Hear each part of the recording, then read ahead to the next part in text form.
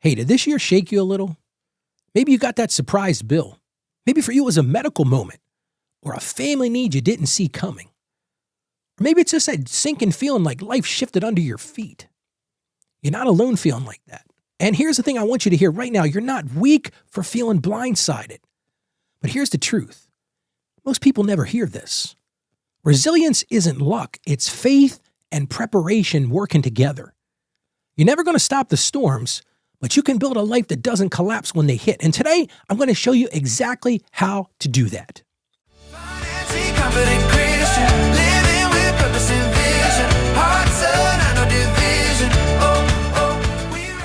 Hello and welcome to the show. I'm Ralph. Thank you so much for joining me.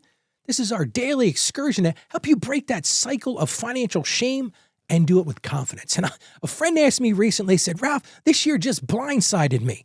I got unexpected bills, unexpected responsibilities. Ralph, I felt like everything underneath me was just shaking. How do I actually become stronger next year? I said, listen, we can get through this. And if that's you, if you felt tossed around, you're in the right place because guess what? We're like a washing machine. We're all tossed around here. And every year the headlines hit us with things like job losses, emergencies, those unexpected repairs, economic shifts. It drives you crazy. Your head just spins. But look at what Proverbs 24:27 reminds us. Prepare your work outside, then build your house. God isn't asking you to worry. He's inviting you to prepare. And I've walked with families through these difficult times like layoffs, people losing their jobs, broken water heaters. I talk about stuff that really happens, right? Medical scares. I've seen some medical scares which have rocked people. And I've also helped people through complete life pivots. And here's what I learned. You're going to panic at first. I get that. But panic fades when a plan already exists. And that resilience, man, that'll bloom when we combine God's promises, practical preparation, and faith, because faith studies the heart. And a friend of mine had his hours cut this year at work. Now, that could have been devastating. It was devastating for most people, and it could have been for him too. But it wasn't for him. You know why? He was prepared. He listened to me. He listened to other people. He had a 3-month cushion of income. So when his job got cut, when his hours got cut back a bit, he was able to rely on that cushion. He had a basic budget. He understood his needs versus wants. But bigger than all of those things, he had a flexible mindset. So instead of spiraling, hey, when you get the news, your hours are being cut, or maybe you got the news, you're losing your job, it's easy to get upset. It's able to get into fear and anxiety. But he stayed calm. And he didn't go into debt. He didn't panic. He just had patience and trust. Now, I'd love to tell you that preparation removed the storm. Well, guess what? It didn't remove the storm, but it gave him shelter when it had passed. So the real question is this: how do you build that same kind of financial resilience? I'm talking about spiritually, emotionally, and yes, financially before next year even gets here. Let's break it down. I'm going to give you today 4 resilience builders.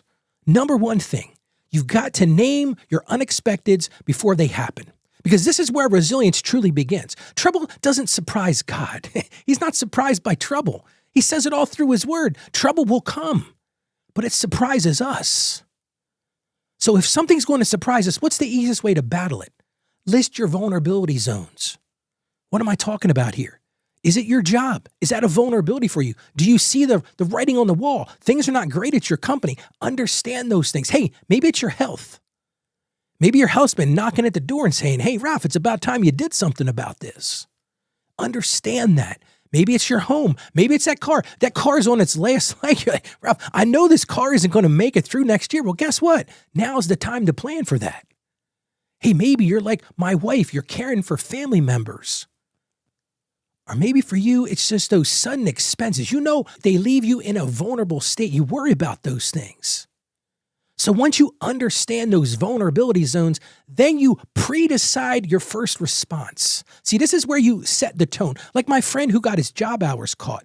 He understood what his response would be. He paused first.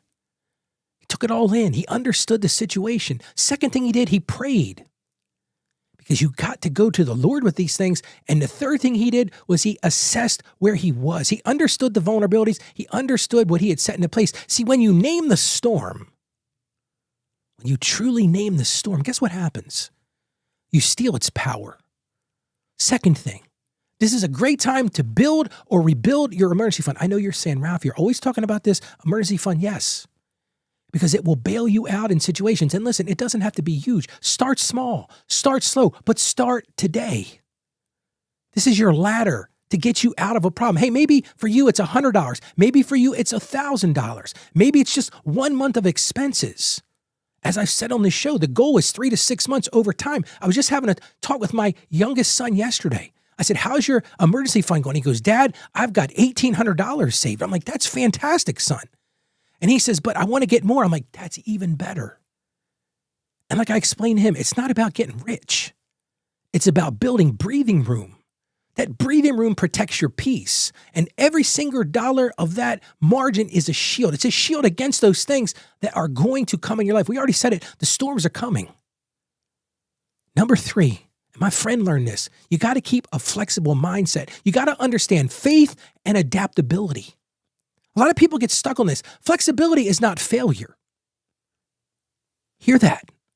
Being flexible means that you pause your wants. See, sometimes in life, you got to pause those wants. It's a season of needs only. But that doesn't make you pause your purpose. See, we talked about that yesterday. What is your purpose? Yeah, you might have to shift the plans, but you don't have to shift the calling. You can adjust without quitting. See, my friend could have easily said, you know what, Ralph, why did I even bother? I'm going to go through all this savings. No, he understood he needed to adjust. He needed to live in a season of leanness. And he understood letting his budget move with that season of his life. Because that adaptability, that flexibility, that honors God too. And he leads us step by step, not all at once. I said that on yesterday's show, and I want to just reaffirm that for a second. He gives you what you can handle. And finally, combine faith and preparation. You can't do them without each other. Because faith will steady your heart. Faith will tell you no matter what happens, I'm going to be okay. But you can't just live in faith. You also have to live in preparation. See, a lot of people want to argue with me on that. They said, Ralph, wait a minute, but if you prepare, you're not being faithful. I don't agree with that. The two things go hand in hand.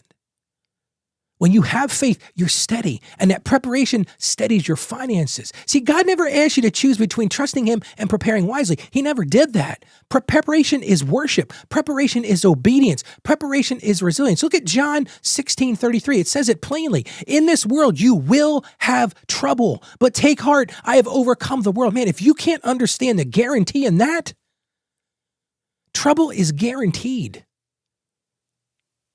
But defeat is not guaranteed because the Lord said himself, I have overcome the world.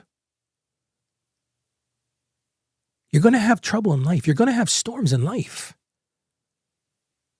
But just remember, Jesus overcame the world, and so can you. How about we pray together right now? Lord, we just ask you right now to give me strength in this uncertainty. We see the storms, Lord. We see them on the horizon. We see them all around us, Lord. Give us wisdom to prepare without fear, Lord, to prepare with diligence, and guard our hearts and guide our decisions in those day-to-day things, Lord, as we take it one step at a time with you at our side, Lord. And we just ask this in the name of Jesus. Amen. Okay, you ready for today's action step? I want you to write down one lesson you learned from this year's biggest surprise. What was that biggest surprise you had this year? Was it that unexpected car bill? Was it that repair to the house? Maybe it was a medical emergency. Maybe it was helping to step in for a family or a friend.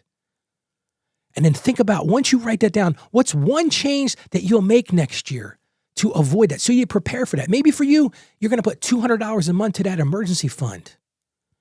But put it somewhere where you're going to see it weekly, because that consistency builds resilience. And if you want to build resilience with people, you're not alone in that. Come join us inside the Financially Confident Christian community. You can join that by going to financiallyconfidentchristian.com/join. We would love to have you over there. We're still growing. You don't have to weather life alone. And we'd love you to join our Financially Confident Christian community at financiallyconfidentchristian.com/join. If this year shook you, it doesn't mean that God left you. He's still right there with you. In fact, he's probably carrying you now. You're not defeated. You're being strengthened. Do you feel strengthened? And that resilience, you can build it step by step with God right beside you.